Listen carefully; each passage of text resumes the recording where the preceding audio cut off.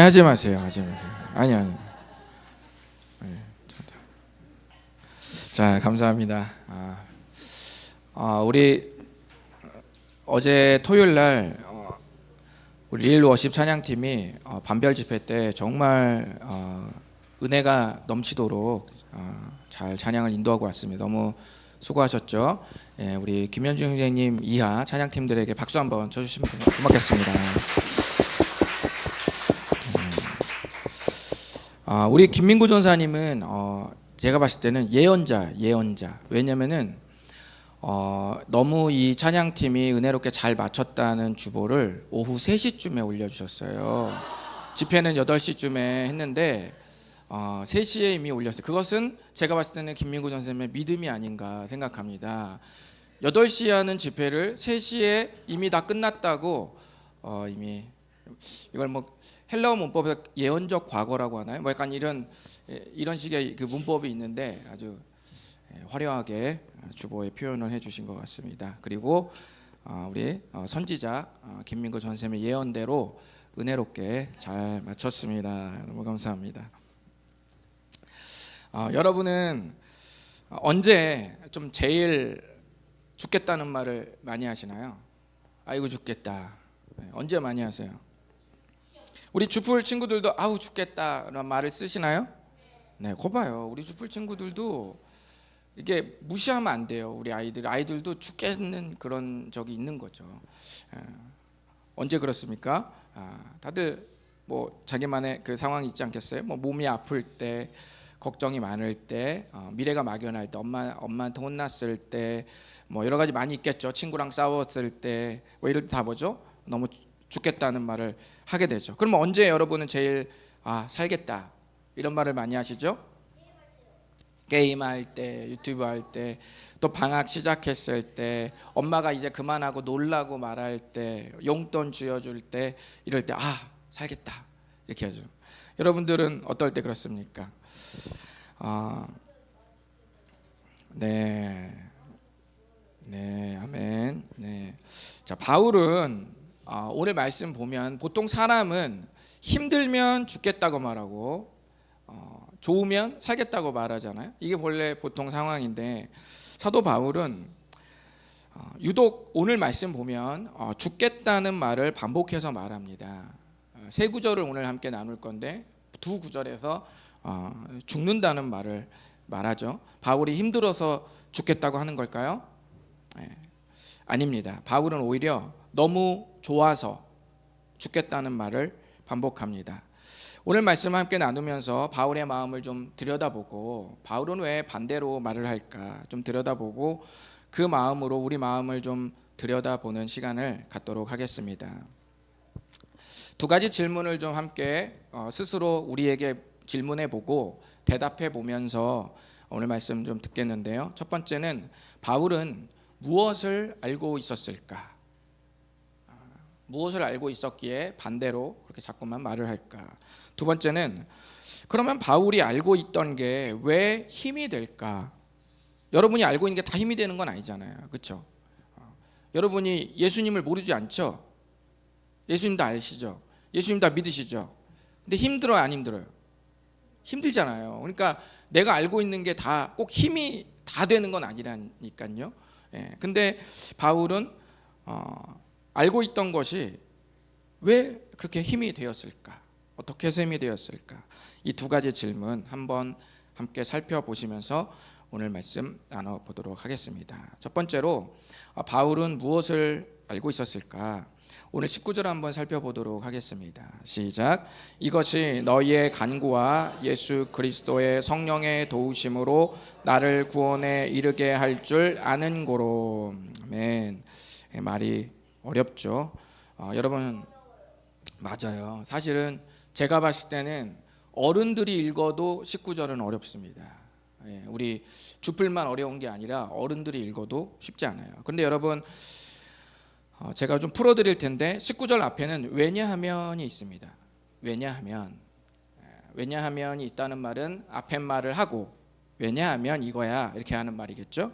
그래서 제가 18절과 19절을 붙여서 조금 쉬운 표현으로 제가 오늘 보여드릴 테니까 여러분 같이 한번 읽어보시면 좋을 것 같습니다. 저번 아시죠? 바울이 지금 감옥에 갇혀 있고, 감옥에 갇혀 있으니까 바울을 따르던 사람 중에 막 어떤 사람들이 바울을 디스하고 바울을 위하고 기도해주고 바울을 걱정해서 더 열심히 복음을 전하는 사람도 있는 반면, 바울을 디스하고 바울의 명성에 먹칠을 해서 그 먹칠하고 내려온 자리에 누가 올라가요? 자기네가 올라가고 싶어서 더 예수님을 전하는 사람들도 있다고 말씀드렸죠. 이게 현재 상황인데요.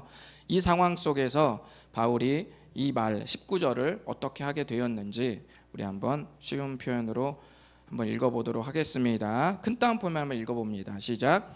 그러면 뭐 어떻습니까? 나쁜 의도를 가지고 하나 진심으로 하나 무슨 의도로 하든지 전해지는 것은 예수님이라서 나는 기뻐하고 또한 기뻐하게 될 것입니다. 왜냐하면 이것이 여러분의 기도와 예수 그리스도의 성령의 도우심으로 나를 구원에 이르게 할 줄 알기 때문입니다. 아멘. 내가 힘들지만, 내가 어렵지만 나는 기쁩니다. 그리고 앞으로도 저는 기뻐하게 될 거예요. 왜냐하면 여러분이 기도해 주고 있잖아요. 물론 나를 디스하는 사람도 있지만 여러분이 저를 기도해 주고 있잖아요. 그리고 두 번째는 내가 예수님 믿었을 때 내 안에서 성령님이 나를 도와주고 계시잖아요. 이 두 가지. 여러분이 기도해 주고 있잖아요. 그리고 성령님이 나를 도와주고 있잖아요. 이 두 가지를 내가 알고 있습니다. 이 뜻이에요. 이 두 가지를 내가 알고 있습니다. 그래서 나는 기뻐하는 겁니다. 어렵지 않으시죠? 예. 그 거기서 말하는 구원은 오늘날 예수님을 믿고 이 그리스도인이 되는 걸 말하는 게 아니라 하나님 앞에서 내가 인정받는 걸 말하는 겁니다. 그래서 내가 지금은 굉장히 위태로워서 내 입술에서 욕이 나갈 수도 있고 예수님을 거부할 수도 있는 위기이지만, 그러나 나는 여러분들이 나를 위해 중보해주고 있고 성령님이 내 마음에서 도와주고 있기 때문에 내가 이 두 가지를 알고 있어서 나는 어찌하든지 하나님 앞에서 인정받는 모습으로 계속 나아갈 것을 알고 있기 때문에 나는 기쁠 수 있습니다. 이 뜻입니다. 이 두 가지를 바울은 알고 있었다는 것이죠. 내 현실은 꿀꿀하지만 나는 괜찮을 수 있다는 말입니다. 많은 이들은 이 말을 거꾸로 말합니다. 어떻게 말해요? 이렇게 말합니다. 이거 글씨 크기대로, 글씨 크기는 작게 말하고 그 다음에 큰 것은 세게 한번 이렇게 말하는 것이죠. 예수님은 믿지만 성령님이 도우시지만 교회 공동 때가 기도하지만 내 삶이 겁나게 힘들다고 뭐 이렇게 읽으시면, 이게 이런 사람이 있는 거죠. 이런 사람이 있는 건데, 이런 분들은, 이런 삶은, 또는 이런 분들은 예수님을 안 믿는 건 아니지만 실제 삶에서는 예수님을 신뢰하지 못하는 거죠. 저는 좀 순서를 좀 바꿨으면 좋겠습니다. 순서를 어떻게 바꿔요? 이렇게 바꾸는 거죠.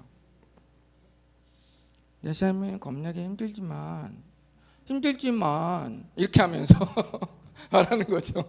이렇게 하면서 예수님을 믿고 성령님이 도우시고 교회 공동체가 기도해주고 있어서 괜찮다 뭐 이렇게 말하는 거죠. 이렇게 뭔가 우리의 삶이 두 가지는 언제나 공존하거든요. 언제나 여러분이 힘든 것과 우리를 사랑하시는 주님, 우리를 도우시는 주님은 같은 시대에, 같은 시간에, 같은 공간에, 같은 사건에 같이 계십니다. 힘든 것도 현실이고 도우시는 주님도 현실입니다. 이 두 가지를 우리가 같이 놓고 있을 수 있어야 되고, 이 두 가지가 충돌했을 때 어떤 글씨가 작아져야 됩니까? 이 두 가지가 충돌했을 때 이렇게 되는 분들이 있고요. 이렇게 되는 분들이 있죠. 여러분들은 이 두 가지 중에서 어떤 분들이십니까? 두 가지 모두 우리의 현실입니다. 두 가지 충돌했을 때 우리는 지금과 같은 표현이 표현으로 위로를 받을 수 있어야 된다고 바울이 우리에게 말하고 있습니다. 그리고 바울은 실제로 그 사실이 나에게 위로가 된다라고 말하고 있습니다. 여러분 교회 다니다가 힘드실 때 잠수 탔다가 괜찮아지면 교회 오시는 분 있죠? 저는 그런 모습을 볼 때 힘이 제일 빠집니다. 왜냐하면 잠수 탔다가 괜찮아지면 교회에 오시는 분은 저분은 내가 전하는 말씀이 힘이 안 되고 교회 공동체가 힘이 안 되고 릴 워십의 찬양이 힘이 안 되고 교회 공동체가 자기를 위해서 중보해 주는 기도가 힘이 안 되고 결정적으로 현장 예배에서 인재하시는 하나님의 거룩한 손길이 힘이 안 되는 그 시그널로 저에게 다가오거든요. 그러니까 힘이 빠지는 거죠. 우리가 힘들 때 누군가에게 내 삶을 공유하는 이유가 뭡니까? 힘들 때 내 삶을 공유하는 이유는 그 사람이 나에게 도움이 될 거라는 생각을 하는 거 아니에요?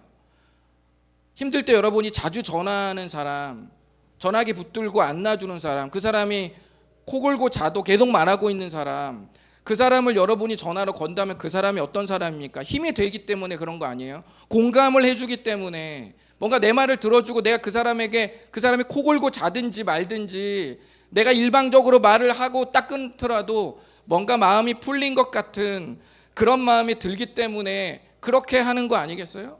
밥 먹고 싶을 때 여러분 저를 찾으세요? 나 오늘 오 목사님하고 둘이 밥 먹어야지. 어때요? 얹히잖아요. 얹히니까 안 찾는 거 아닙니까? 여러분이 밥 먹을 때 여러분에게 편한 사람 찾는 거잖아요. 만나면 힘이 되는 사람. 만나면은 음식이 알아서 순종합니다 하고 목구멍으로 넘어가는 사람들. 아무리 씹어도 저랑 만나면 고무처럼 안 찔겨서 안 씹히고 안 넘어가잖아요. 그러니까 잠수를 탔다가 교회를 오시는 분들은 무슨 생각을 하냐면 제가 물론 그런 마음이 아니겠지만 내가 힘이 안 되는구나. 예배가 힘이 안 되는구나. 릴워십 찬양팀의 찬양이 별로 힘이 안 되는구나. 여기를 오면 온통 스트레스 덩어리구나. 그래서 안에 집에 있다가 충전하고 그 다음에 에너지 만땅 채워서 여기 와서 에너지 방전하고 집에 가서 콘센트 꼽다가 다시 회복하고 여기 나와서 전쟁처럼 살다가 또 들어가고 이런 마음으로 저에게 다가오는 것이죠. 우리 주님이 그런 사람에게 말씀하십니다. 화난 상태로 와라. 우울한 상태로 와라. 심란한 상태로 와라. 짜증난 상태로 와라. 모든 게 무너진 상태로 와라. 있는 모습 그대로 와라. 엉망진창이 된 나와 나를 도우시는 하나님의 손길이 충돌해서 은혜가 나를 감싸고 승리하는 경험이 우리에게 있어야 합니다. 내가 나를 다스리고 내가 자기 개발해서 괜찮아진 다음에 교회를 오는 게 무슨 의미가 있죠? 그리스도인들에게.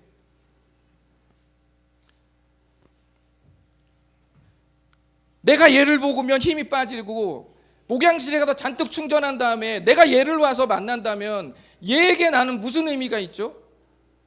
그럼 얘는 나를 위해서 무엇을 해줄 수 있습니까? 얘가 사라지는 길밖에 없는 거 아니야. 목사님이 힘을 내시려면 내가 사라져야겠구나. 이거밖에 되지 않겠습니까? 아이자야 61 중에 은혜 아래 있네라는 찬양이 있습니다. 은혜 아래 있네. 우리 모든 삶이 은혜 아래 있는데 예수님이 은혜로 나를 다스려보는 경험을 쓰지 않는다면 은혜 아래 사는 사람들은 정말 허무해지는 거 아니겠습니까? 힘든 일이 나를 허무하게 만드는 게 아니라 은혜로 살아야 될 사람이 은혜로 존재의 위로를 느끼지 못할 때 가장 인생이 허무해집니다. 이게 우리의 훈련이에요. 은혜로 나를 다스려보는 법, 은혜 아래에 있는 나를 은혜로 나를 눌러보는 훈련들이 우리 그리스도인들에게 있어야 될 줄 믿습니다. 바울이 말합니다. 조금 저속하게 표현해 볼게요. 양해를 바라고 들어주십시오. 다음 세대도 있으니까 이렇게 좀 표현해 보겠습니다. 지금 나는 개 힘들지만 예수님을 믿고 성령님의 도우심을 받는 데다가 교회 공동체가 나를 위해 기도한다는 것을 알고 있으니 나는 개이득이다. 이게 바울이 지금 우리에게 자기 삶을 얹어서 표현하고 있는 말씀입니다. 이것이 바울의 감옥에서 느끼는 실제 정서입니다. 겁나게 슬픈데 억지로 끌어올려서 하는 말이 아니라 바울이 감옥에서 느끼는 실제 정서라는 사실이 있죠. 우리에게 좀 이런 스웩이 있었으면 좋겠습니다. 우리 두 번째 함께 살펴보시겠습니다. 두 번째 질문은 바울이 알고 있던 것이 왜 힘이 되었을까? 그가 알고 있었던 것 두 가지 뭐죠? 너희가 나를 위해 기도해주고 있잖아 라는 한 가지 사실. 두 번째는 뭐죠? 성령님이 도우시고 계시잖아. 성령님이 나에게 평생 떠나지 않고 내가 아무리 흑역사를 쓰면서 살아내도 성령님이 그거에 실망하지 않고 떠나시거나 그러지 않고 영원토록 내 곁에서 나를 도우시잖아 라고 알고 있는 이 두 가지 사실, 이것이 왜 바울에게 힘이 되었을까? 이것을 한번 살펴보도록 하겠습니다. 한번 20절 한번 읽어봅니다. 시작. 나의 간절한 기대와 소망을 따라 아무 일에든지 부끄러워하지 아니하고 지금도 전과 같이 온전히 담대하여 살든지 죽든지 내 몸에서 그리스도가 존귀하게 되게 하려 하나니. 아멘. 나의 간절한 기대와 소망이라는 말은 같은 뜻을 가진 두 단어의 반복입니다. 여러분 지금 앉은 특히 빨간 의자, 파란 의자 말고 빨간 의자에 앉은 분은 책상을 내리시면 거기 책상 바닥 왼편 윗부분에 보시면 엘피스라고 아마 상표가 있을 겁니다. 보이세요? 네, 그 엘피스가 그리스어예요. 소망이란 뜻입니다. 오늘 이 20절에 나온 나의 간절한 기대와 소망을 따라 할 때 그 소망이 그 엘피스예요. 여러분이 앉고 있는 그 의자라고요. 우린 지금 소망 위에 앉아 있습니다. 그리고 간절한 기대도 소망을 뜻하는 다른 단어예요. 그러니까 우리말로 번역하면 뭐가 되죠? 내가 바라고 바라는 것은 이란 뜻입니다. 내가 바라고 바라는 것은, 정말 바란다는 의미로 똑같은 뜻을 가진 서로 다른 두 단어를 반복해서 강조하는 것이죠. 그렇게 20절을 풀면 이렇게 됩니다. 우리 한번 읽어보실까요? 시작.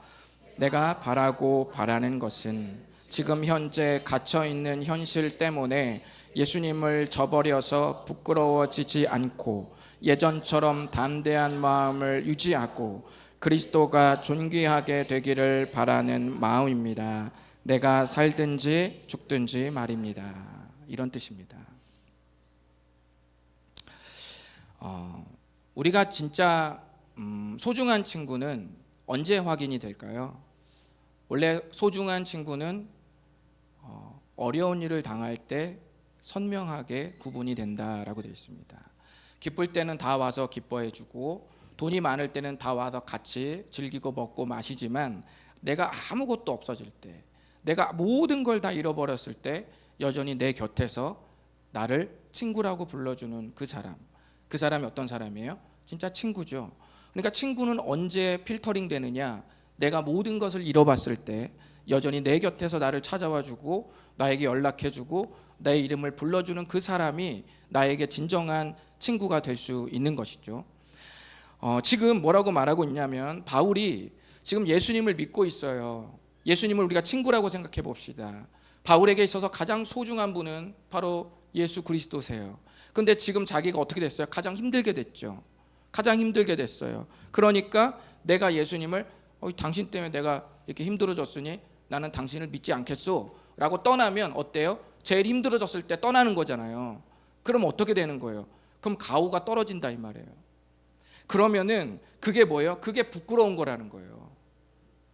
가장 힘들 때 곁에서 남아있는 사람이 나의 진짜 소중한 관계라는 것이 확인되듯이 내가 아무리 힘들어서 내가 설사 예수님을 믿어서 고난을 받거나 어려움을 당했을지라도 내가 여전히 당신을 포기하지 않는, 언제 어디서나 내 형편이 어떻게 됐든지 간에 언제나 나의 결정, 언제나 나의 선택은 바로 당신 예수 그리스도십니다 라고 말하는 게 부끄럽지 않은 삶이라는 거예요. 그래서 나는 내가 진짜 바라는 게 뭐냐, 돈 많이 버는 게 내가 진짜 바라는 게 아니라 내가 진짜 바라는 것은 현재 이렇게 갇혀있는 현실, 꼭 감옥이 아니더라도 지금 내가 뭔가에, 그게 관계든 돈이든 뭐든 간에 내가 꽉 막히고 갇혀있는 것 같은 이 현실 때문에 예수님을 손가락질하고 삿대질해서 예수님을 저버리는 이 모습으로 부끄러워지지 않는 것, 그게 나에게 가장 내가 바라는 거라는 말씀입니다. 그리고 그러면서 하는 말이, 그래서 내가 예전처럼 그 담대했던 그 마음, 거침없이 복음을 전했던 그 마음 그대로 유지하고 내 몸에서 그리스도가 존귀하게, 내 삶에도 그리스도가 존귀하게 되기를 바라는 그 마음, 그것이 바울의 바라는 바람이었다는 것입니다. 어떻게 되든지 살든지 죽든지 말입니다. 사실 살고 죽는 문제가 우리의 근본적인 문제 아니겠어요? 우리가 다 먹고 살자고 하는 짓이다 이렇게 말하는데 어떻게 보면 맞는 말이고 어떻게 보면 틀린 말이죠. 먹고 살다가 한 90살 정도 되면 어떻게 되죠? 먹고 죽죠. 그러니까 우리는 사실 먹고 살려고 하는 거지만 결국은 어떻게 됩니까? 먹고 죽죠. 그래서 패치 아담스 같은 의사는 죽음을 친근히 여겨야 된다라고 말했고, 삶과 죽음은, 생명과 죽음, 태어남과 인생의 마지막은 거의 같은 것이기 때문에 그 같은 인생의 끝 지점을 가면 갈수록 두려운 게 아니라 우리는 그것도 친구처럼 받아들일 수 있어야 된다. 삶의 질이 낮아지면 안 된다. 이렇게도 말했는데요. 바울에게 있어서 살든지 죽든지, 살고 죽는 것은 그에게 그렇게 큰 문제가 아니었습니다. 중요한 건 뭐예요?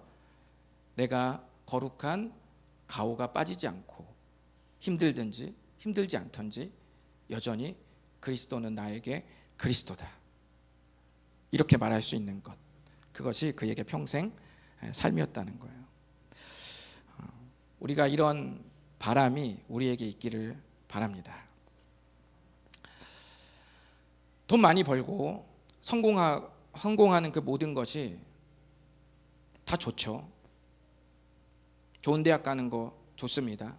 돈 많이 버는 거 좋습니다. 연봉 올라가는 것도 좋아요. 유명해지는 거 좋습니다. 내 마음에 드는 이성 만나서 사귀는 거 좋아요. 다 좋습니다. 소확행 다 좋아요. 캠핑 가세요. 막 다 좋습니다. 해외여행 가십시오. 다 좋습니다. 다 좋은데 그 좋은 거지만 어떤 것은 인생의 목적이 되면 되는 게 있고 안 되는 게 있어요. 좋아도 목적까지는 가면 안 되는 게 있다고요. 캠핑을 막 가요. 그런데 가정을 버리고 막 가요. 어떻습니까? 계속 우리 주영자매가 민기와 은유를 맨날 혼자 키워. 주말마다 혼자 있어. 아빠 어디 갔냐? 아빠 낚시하러 갔습니다. 아빠 캠핑하러 갔어요. 그래? 아빠 주말에 본 적 있니? 아빠는 주말에 없어요. 뭐 이렇게 된다면 그 좋은 게 아니죠. 그러니까 정말 좋지만 목적이 되면 안 되는 것들이 있다고요. 우리를 가장 행복하고 인생의 의미를 발견하게 만드는 그 목적, 그 삶은 우리를 구원하기 위해 자기 전부를 바친 그리스도를 위한 바로 그 삶, 그것이 우리 모든 그리스도인들의 목적이 되어야 될 줄 믿습니다. 바울이 말합니다. 내 몸에서 그리스도가 존귀하게 되기를 바란다. 이것이 바울이 바라는 바람이었다는 사실 기억하시기를 바라겠습니다. 이제 제가 빌립보서에서 가장 좋아하는 구절에 이르렀습니다. 이 구절을 좀 읽고 조금 나누고 마치도록 하겠습니다. 한번 읽어보도록 하겠습니다. 시작. 이는 내게 사는 것이 그리스도니 죽는 것도 유익함이라. 아멘. 여러분에게 누군가 당신은 산다는 게 뭐예요? 인생이 뭐예요? 우리 주풀 친구들이 청소년 대선배님을 찾아가서 형 산다는 게 뭐야? 형 인생이 뭐야? 라고 말한다면 여러분 뭐라고 대답해 주시겠습니까? 우리 주풀 청불 친구들이 우리 청년분들에게 선배님들에게 찾아가서 선생님들에게 찾아가서 선생님 인생은 뭐예요? 라고 말하면 이건 뭐라고 말씀해 주시겠어요? 쎄 빠지게 돈 버는 거지 뭐 그냥 이게 뭐 이렇게 말씀하시겠어요? 그냥 죽도록 돈 벌다가 그냥 다크서클 껴가지고 그냥 번 돈 쓰지도 못하고 그냥 막장에 그냥 쓰지도 못하고 병원비로 지출하다가 그냥 관절 다 아작 나고 해서 죽는 거지 뭐가 이렇게 애들에게 말해주겠어요? 이게 인생이다. 살 건지 말 건지 네가 선택해라. 뭐 이렇게 해주시겠습니까? 뭐 그런 게 아니잖아요. 여기서 말하는 21절에 내게 사는 것이라는 말이 산다는 것은 말이야 라는 뜻이에요. 얘야 산다는 것은 말이야 라고 하는 말이에요. 제가 너무 좋아하는 말이죠. 누군가 바울에게 이렇게 질문했다는 거예요.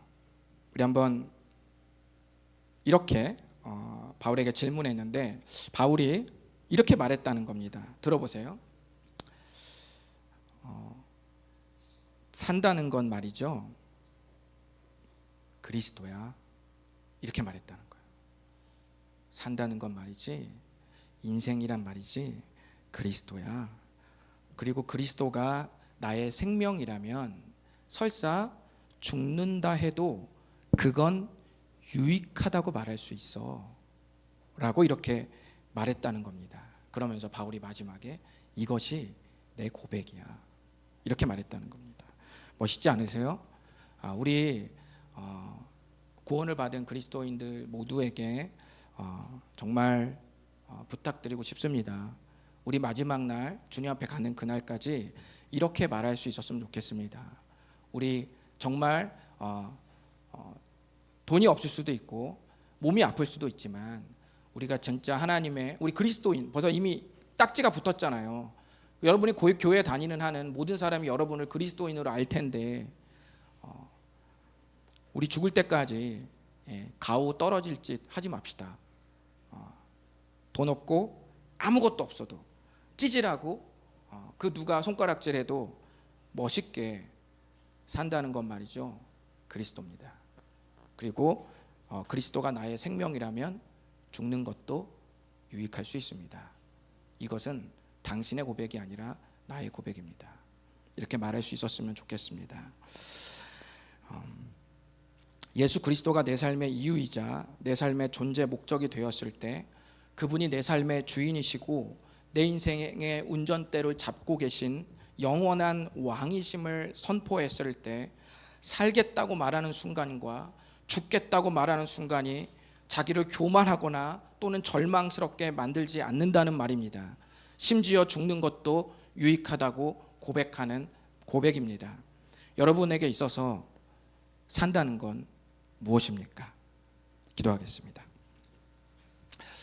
이 시간 간절하게 주님께 좀 기도하실 텐데요. 우리 찬양팀이 앞에 나와서 좀 예수로 충만, 이 충만이라는 찬양을 불러주셨으면 좋겠습니다.